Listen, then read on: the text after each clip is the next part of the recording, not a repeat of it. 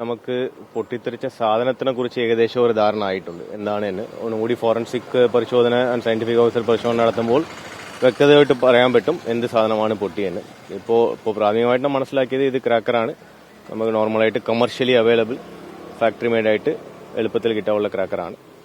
And target house മറ്റേ ശോഭാ സുരേന്ദ്രൻ അദ്ദേഹത്തിന്റെ ഹൗസാണോ അല്ല ഓപ്പോസിറ്റ് ഹൗസാണോ, വേറെയും 2 സ്ഥലത്തിൽ ശബ്ദം കേട്ടതായിട്ട് പറയുന്നുണ്ട്. അതും കൂടി പരിശോധിക്കാൻ പോകുന്നുണ്ട്.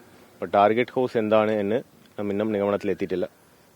അതുപോലെ വ്യക്തിപരമായിട്ട് അടുത്ത കാലത്ത് ഭീഷണി സന്ദേശമോ കത്തോ മെസ്സേജോ ഒന്നും വന്നിട്ടില്ല എന്നാണ് ഇപ്പോൾ മനസ്സിലാക്കുന്നത്.